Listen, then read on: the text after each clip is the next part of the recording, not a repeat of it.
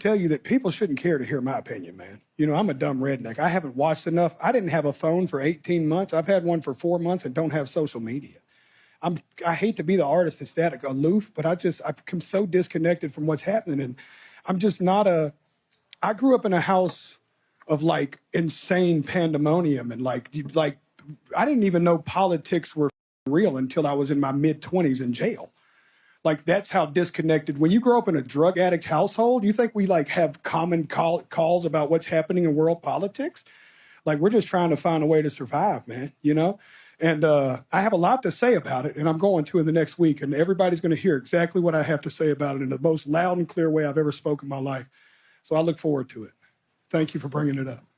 Jelly Roll is getting a lot of pushback on this because Jelly Roll makes music for people who get sober and their friends are like, it wasn't the drugs, it's your personality, doc. Like, we don't like you. Going on right now in the country is absolutely horrible. What's happening in Minnesota is disgusting, and I feel this push and pull about like being out here promoting stuff while this is going on, and like so excited for my album and whatever, but like it's hard to not have this at the forefront of your mind. So I'm just pissed off about it, and I know so many hundreds of thousands of people are as well. So I think just finding the strength to kind of share our collective voice and make sure we're speaking out about what's going on right now. It's disgusting. It's horrible. It's terrifying.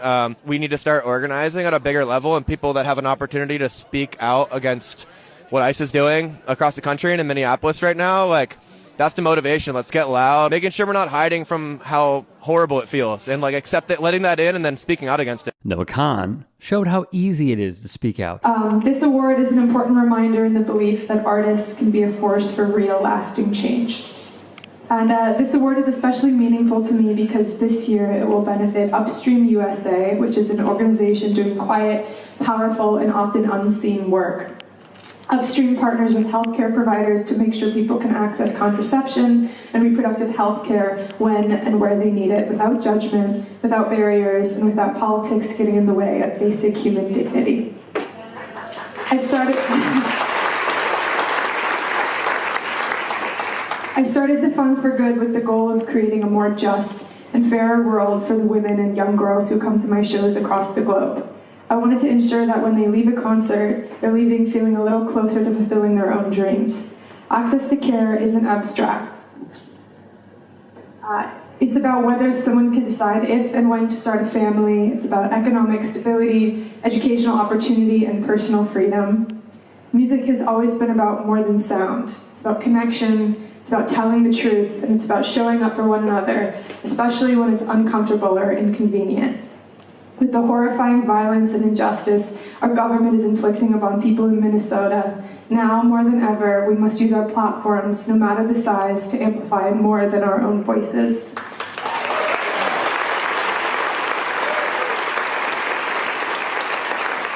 Thank you so much for this honor, and thank you for supporting Upstream USA. Thanks, guys. Thanks.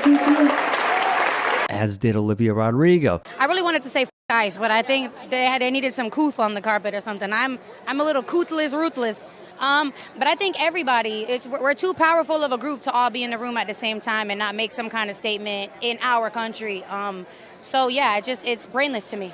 Ditto with Kalani, who's been speaking out against injustices for quite a while. Then there was Bad Bunny, accepting the award for Best Musica Urbana Album. Bad Bunny began his speech saying, "Before I say thanks to God, I'm going to say ice out. We're not savage, we're not animals, we're not aliens. We are humans and we are Americans." He would continue, "I know it's not to hate on these days, and I was thinking sometimes we get contaminados. I don't know how to say that in English. The hate gets more powerful with more hate. The only thing that is more powerful than hate is love. So please, we need to be different. If we fight, we have to do it with love." Jelly Roll voiced what appeared to be displeasure. Oh, listen, I've been waiting on somebody to ask me a halftime performance question. The Super Bowl could possibly come to Nashville in the next 3 to 5 years. We're getting a new stadium. And I have a dream that they do a country music themed halftime show. And maybe perhaps they'll let me just do a little 20 or 30 second thing in it. But I would love to see Tim McGraw. I'd love to see Garth Brooks. I would love to see Reba McEntire. I'd love to see Dolly Parton. I would love to see the country legends and some of the new dogs like Morgan Wallen, Hardy. I'd love to see some of the new Garner come in. So I think Yeah, that's my dream. Kenny Chesney, and maybe they let me come out and do a verse or something. But Megan Maroney. Megan Maroney, of Ella course. Langley. Laney Wilson, all of our friends. Yeah. But yeah, I'd love to see a country music themed halftime show that just kind of involved the whole community. And why do I say that? Because we have heard this argument from conservatives ever since they learned about who Bad Bunny is and what he stands for. It is incredibly MAGA coded.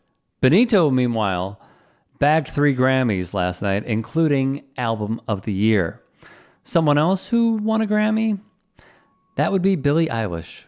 And she said this: "No one is illegal on stolen land," she said. "It's really hard to know what to say and what to do right now.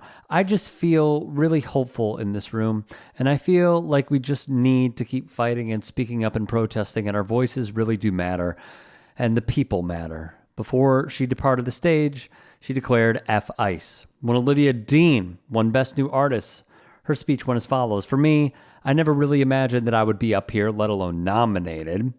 And she also shouted out her manager, Emily. "We've been doing this for 10 years. Then she made a point to recognize her background and her family history with immigration. "I want to say I'm up here as a granddaughter of an immigrant. I wouldn't be here. I'm a product of bravery, and I think those people deserve to be celebrated." Those comments obviously come as the U.S. is deporting people en masse, along with aggressive tactics from Donald Trump's secret police force, ICE, which is brutalizing many, including in Minnesota. Shaboozey won Best Country Duo/Group Performance. During his acceptance speech, he said, "I've shed so many tears this year and last year. God just keeps making me cry. I'm a child of immigrants. My parents were born in Nigeria, and the things my dad sacrificed to be here, and my mother as well. So to know that I am an example of that, and I am from that lineage, and I'm inspiring people, hopefully, and trying to live up to my fullest potential. I've had so many dreams of being able to do something like this. I'm from a small town in Virginia. I wasn't the most talented kid in any respect, but I was a dreamer. And this is a representation of my dreams and all my ancestors and everyone who's ever believed in me. I've watched how hard my mother's had to work. I'm talking day shifts, night shifts. She paid for all my siblings to go to school, no loans or anything. And when I think of the people who have helped my life become easier, we're all from somewhere else, you know? Country music is awesome. The banjo came from West Africa, and that's what my speech was talking about on stage. Irish immigrants and settlers came here along with people who were forced to be here and work in this country, and they all kept their traditions and their hope and brought their stories with them." On Jelly Roll, let's not forget who this man is, all right? Here he is with Kid Rock and the Speaker of the House, Mike frickin' Johnson. Tweeted Septum. "He was waving that Bible on stage 5 minutes before, but suddenly the message inside the same book is so foreign. Christians are such hypocrites." Cam also wrote, "You screaming Jesus, Jesus, Jesus on stage, but when it's time to put your faith to work and do what Jesus would do, you are on mute. This performative Christianity is ridiculous." I am going to be very blunt about this. All right. I think we have a big problem with many people who are claiming to be Jesus Christ loving patriots, and they don't practice what they claim to be a deeply devout follower of. What I have learned about Jelly Roll, it seems like at this point, is against my will. The fact that you can't say a thing about what is happening, I don't buy it. I just don't buy it. I'm sorry, I don't.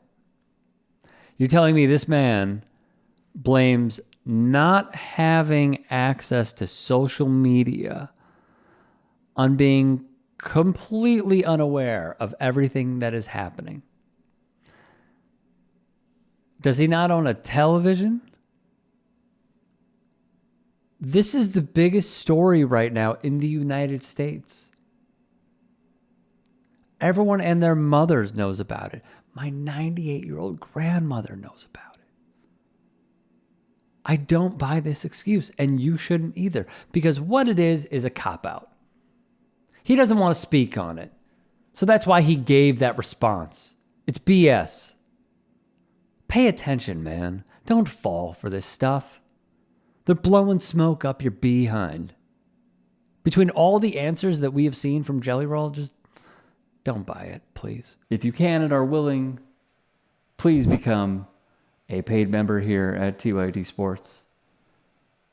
And or go to tyt.com/join. In addition, you can follow me on Twitter, Instagram, and TikTok. Appreciate it. Have a great day.